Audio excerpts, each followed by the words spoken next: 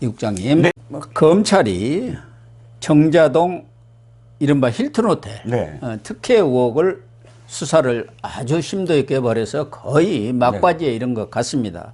그래서 최근에는 관련 조사를 거의 마치고 당시 그 허가 실무를 맡았던 공무원들을 잇따라 소환해서 지금 조사를 벌이고 있죠. 네. 예. 이제 시청자분들이 좀 피곤하실 거예요. 너무나 많은 사건들이 있어서 아니 이 사건은 왜 아직도 안 됐어? 했는데 아직 안 된 게 아니라 이건 처음부터 없었던 사건이잖아요. 예, 예. 아주 뒤늦게 가장 최근에 발견된 사건이고 그렇기 때문에 뭐 기소한다거나 이런 전혀 재판은 아직도 벌어지지 않았고 또 당사자들을 직접 소환하지도 않았습니다. 예를 들어서 정진상 같은 경우나 뭐 전혀 소환하지 않은 상태에서 아직은 방증 수사, 그 외곽 수사를 하고 있는 상황이고요. 그런데 결정적인 증언이 나왔다는 겁니다. 뭐 기억하시겠지만 이 사건은 사실 시유지를 너무나 엄청난 특혜를 줘갖고 이 호텔에 이 자격도 없는, 그러니까 자본금이 얼마 되지도 않는, 자본금이 당시에 14억인가요? 밖에 안 됐는데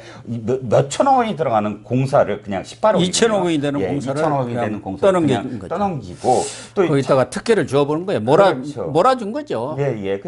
납득이 가지 않았는데 이번에 공무원들이 해당 이 허가를 내줘야 됐던 회계과 담당 그 시청 공무원 4명이 참고인 신분 조사를 받았는데 결론은 이겁니다. 자신들도 이해가 가지 않을 만큼의 그런 이 특혜였다. 그런데 이 계약이 문제가 있다라고 계속 그 팀장을 비롯해서 비서실에 얘기했는데 바로 정진상 시장실에서 수의방침을 정하고 막 결제를 독촉해 왔고 또 정진상이 아예 이런 어떤 건의 를 전혀 받지 않았다. 즉 이게 모든 것이 다 사실 공개 입찰을 해야 되지 않습니까? 예. 공개 입찰을 마다하고 수익 계약을 종용하면서 공개 입찰을 해야 된다는 공무원들의 의견을 받지 않았다. 이 모든 게 정진상이 지시를 내렸고 정진상이 한 일이다라는 지금 이 증언을 한 겁니다.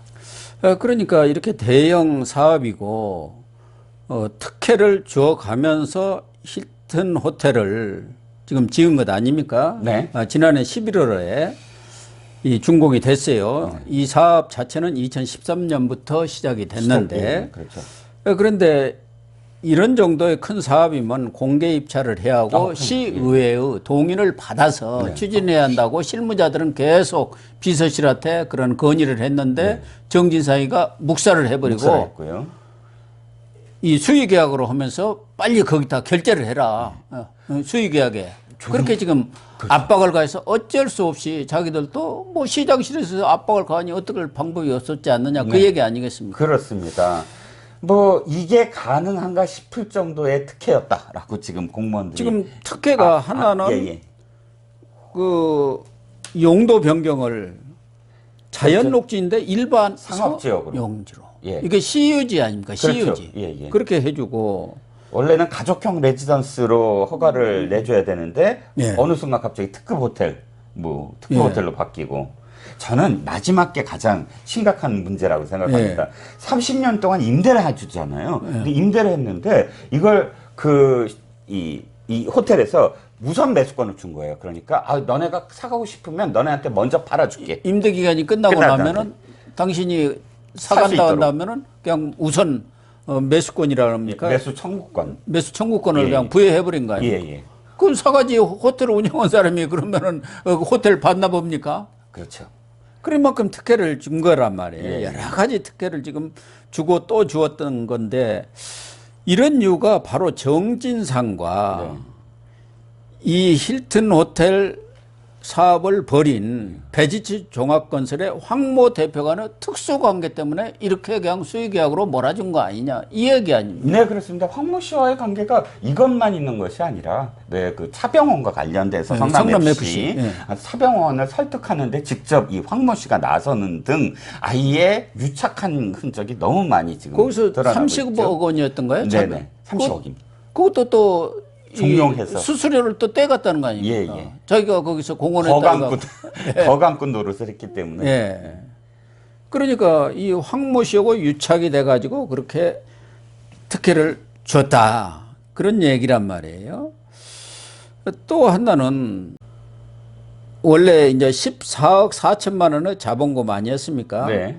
그런데 이 외국인이 30% 이상의 지분을 가지면은 거기에 상당한 특혜를 주는 조항이 있고 또 수익 계약도 어느 정도 가능한 모양이에요. 그렇습니다. 그러니까 외자 유치가 원래 목적이었죠. 검은 머리 외국인 예. 이걸 급조해 갖고 지금 여기에다 참여를 시켰다 그 얘기 아닙니까? 그렇습니다. 자격이 되지 아니한데도 불구하고 마치 외국인 것처럼 해서 법의 이런 어떤 그 안에 취지를 무색하게 한 거죠. 외국 자본을 그만큼 끌어들여서 관광 호텔을 지어라라는 그런 그 상황을 아예 그 자격이 없는 사람, 그러니까 우리나라 국적이 아닌 것만을 이렇게 표현하면서 전혀 외자 유치도 되지 아니한 상태에서 허가를 내주는 그런 편법 그런 허가가 돼버렸죠. 그러니까 캐나다 국적의 나모 씨가 4억 4천만 원, 그러니까 전체 자본금의 30%를 이렇게 투자를 끌어왔는데 이 돈도 이게 나모 씨 건지 아닌지도 지금 불분명하다는 거 아닙니까? 어디서 이렇게 뒤에서 대준 거 아닌가 이런 급조한 의심도 지금 받고 있는 상황이니까 이것도 원래 그렇게 외국인 투자를 유치하기 위해서 그 프리미엄을 준 건데 이런 것은 악용한 사례 아닙니까? 그렇습니다.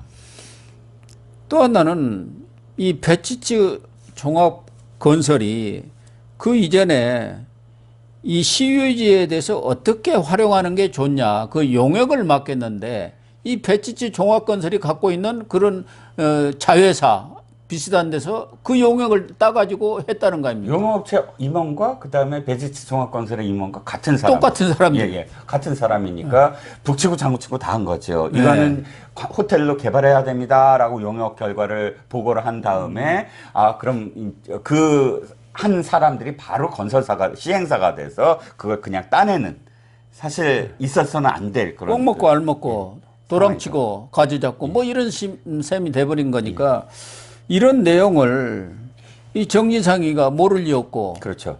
또 이재명 대표가 모를 리 없지 않습니까? 정진상이가 이런 걸 보고를 안 할 리가 없단 말이에요. 이렇게 되면은 결국은 이 정자동 호텔 특혜 의혹 이것은 결국은 이재명 정진상이가 책임을 져야 하는 거 아니에요? 그럼요. 최종 결재를 해준 것이고 정진상은 아시다시피 모든 것에 전부 다 정진상이 다 왕 비서관 노릇을 했다고 합니다. 성남 FC도 아예 구단주 역할을 했다고 하고요. 그럼 지금 이렇게 쭉 보면 정진상이 다 했다는 건 어차피 정진상이 이 역할을 한 것이고 또 여기서도 사실 배임 혐의가 있을 수 있지 않겠습니까? 직권남용이라든가 배임 등의 혐의가 충분히 있는 것이고 그럼 배임의 총책임은 시장한테 가야죠. 이재명한테 가야죠. 물론 여기서 무슨 뒷돈을 받았다든지 뭐 그런 것은 아직 드러나지는 않았습니다만은 금전적인 어떤 부정비리와는 별개로 이런 과다한 특혜를 줘가지고 성남시한테 해를 끼쳤으니까 그런 것이 이제 배임이고 직권남용죄가 되지 않겠습니까? 그래서 이 공무원들이 일종의 다 털어놓은 거 아닙니까? 그렇죠. 그래서 결국은 이재명 정진상이가 끝났다 이렇게 볼 수도 있겠어요. 네, 정자동은 또 지금 대장동과 다르게 너무 단순하잖아요. 네, 단순하죠. 이 중간에 끼어 있는 사람들도 그렇게 많지 않고 해서 이건 이렇게 그 검찰이 거의 다 이제 수사를 마무리 짓고 이제 소환만 남은 게 아닌가 싶고요. 그래서 지금 이 정자동 특혜 의혹은 성남지청 형사 3부에서 하고 있는데 이제 공무원까지 조사를 했기 때문에 이제 정진상 소환, 그다음에 이재명 소환. 정진상 소환을 하려고 하는데 지금 정진상은 이것과 관련한 변호사는 없다. 뭐 이렇게 얘기를 하고 있더라고요. 결국은 궁극적으로는 이재명 대표에 대한 소환 조사가 이루어지고 그렇게 되면은 지금 백현동이라든가 정자동 이걸 좀 몇 개를 묶어가지고 쌍방울의 대북 불법 송금까지 이렇게 함께 묶어서 지난번 대장동 때 대장동과 성남 FC 그리고 유례를 묶어서 이 구속영장 친 것처럼 이번에 6월 중에는 이 문제가 구속영장이 청구가 되고 그렇게 되면 또 국회로 체포동의안이 넘어오지 않겠나. 네. 이렇게 지금 예상이 되고 있는 거 아닙니까? 네, 그렇습니다.